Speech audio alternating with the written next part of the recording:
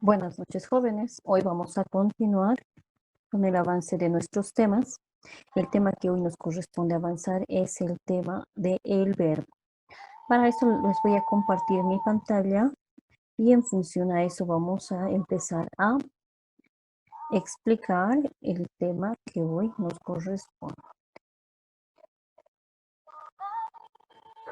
Les voy a pedir que por favor, en lo posible, tomen apuntes y traten de comprender la explicación. Lo voy a tratar de hacer de una forma sencilla, ya que esto del verbo es un poquito complejo. Sin embargo, para el nivel en el que estamos, vamos a hacerlo de la forma simplificada. ¿Listo? Empezamos. Entonces, el verbo. Vamos a hablar sobre el verbo, la definición, la clasificación y vamos a dar ejemplos de verbo. ¿Ya? Como pueden observar en la imagen, aquí tenemos diferentes acciones. Barrer, jugar, secar, cocinar, pintar, peinar, regar, escribir. ¿Ya? Entonces el verbo está ligado a eso, a las acciones. Empezamos. ¿Qué es el verbo? Se conoce como verbo una clase de palabra cuyo significado indica la acción, el estado o proceso que se realiza o sufre cualquier realidad mencionada en la oración. En la oración, el verbo funciona como el núcleo del predicado, ¿ya? En concreto, ¿qué quiero que se queden ustedes? Es lo siguiente, que el verbo es la acción, lo que se está realizando en una oración. Y eso generalmente lo vamos a encontrar en el predicado. Ejemplos. Como veíamos en la imagen, barrer, jugar, son acciones, son cosas que están realizando. Secar, cocinar, peinar, regar, escribir.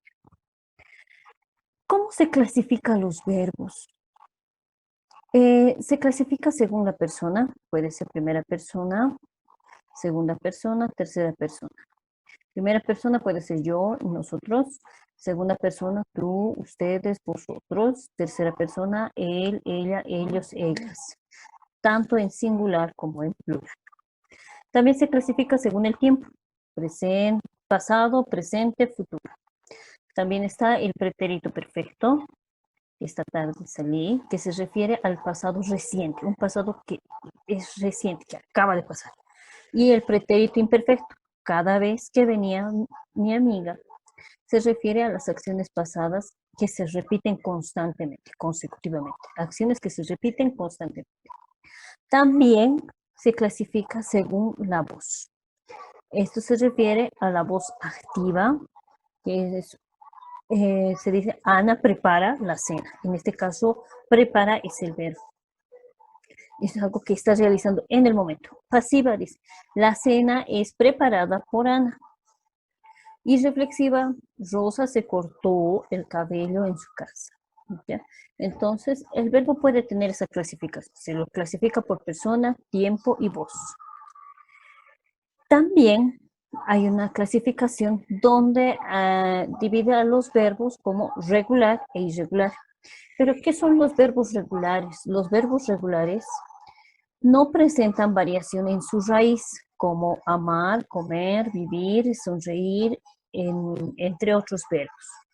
Por el contrario, los verbos irregulares presentan variación en su raíz.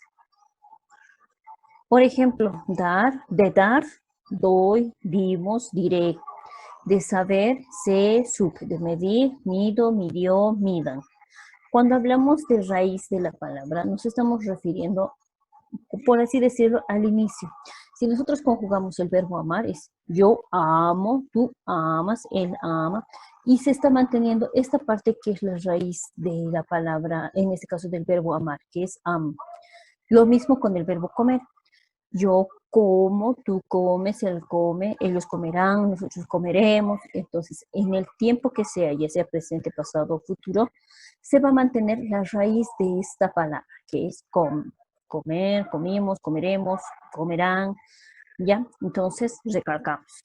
Los verbos regulares es cuando no presentan variación en su raíz, o sea, cuando la raíz del verbo se mantiene. Los irregulares son los verbos que presentan variación en su raíz, por ejemplo, del verbo dar, Doy, dimos, diere. ¿No ve? Entonces aquí va cambiando. La raíz de la palabra acá no se mantiene, tiene variación. Entonces, hay la diferencia entre el verbo regular y el verbo irregular. Continuamos. También se dividen en los verbos, también se clasifica, otro tipo de clasificación de los verbos es el verbo transitivo e intransitivo. Cuando hablamos de verbo transitivo, nos referimos, dice, es transitivo si su acción pasa a una persona o cosa distinta del sujeto que la ejecuta. Los verbos transitivos precisan de un complemento directo para completar su significado. Por ejemplo, he leído el libro que me prestaste. Jorge come una manzana. En estos ejemplos podemos notar el verbo transitivo, donde precisan sí o sí de un complemento directo para completar el significado. Mire, en este caso, Jorge come una manzana. Entonces, aquí está el verbo, pero necesita una aclaración que llegaría a ser el complemento directo. Por otra parte, el verbo intransitivo es cuando su acción no pasa a una persona o cosa distinta del sujeto que la ejecuta. Los verbos intransitivos tienen significado pleno y no necesitan un complemento directo. Por ejemplo, me marcho a casa. En este caso, el verbo marchar, aquí vengo del hospital, no necesita más aclaración. Se entiende la oración como una idea completa. El entrenador habló con todo el equipo. Entonces, el intransitivo no necesita de un complemento directo. En cambio, el transitivo sí necesita de un complemento directo. ¿Qué son los modos verbales? Cuando hablamos de verbos, aparte de la clasificación, también tenemos que tomar en cuenta los modos verbales. ¿Y a qué se refiere? Los modos verbales son la forma en que los verbos se pueden expresar. Hay el modo indicativo, perdón, el modo indicativo, que es cuando el hablante expresa acciones concretas y reales. Aquí está, modo indicativo simple y modo indicativo compuesto. En el tiempo presente, yo juego, el verbo jugar, yo juego. En el pretérito perfecto, yo jugué, yo jugaré. En el futuro condicional simple, yo jugaría. En el compuesto sería pretérito perfecto compuesto. Yo he jugado, yo había jugado, yo hube jugado y yo habré jugado. ¿Ya? Entonces, el verbo indicativo, el modo indicativo, es cuando el hablante expresa acciones reales, acciones concretas. Tenemos el modo subjuntivo. En el modo subjuntivo, el hablante expresa deseos, dudas o también pueden ser temores. Igual en el tiempo presente, en el simple, presente simple, yo amé, yo amará o amarse, yo amaré. En el compuesto pretérito perfecto, yo haya amado. En el pluscuamperfecto, pretérito pluscuamperfecto, yo hubiera amado. En el futuro perfecto, yo hubiere amado. ¿Ya? Entonces, acá, como dice, ¿no? Es el modo subjuntivo porque expresa dudas, deseos o también temores, ¿no? Continuamos.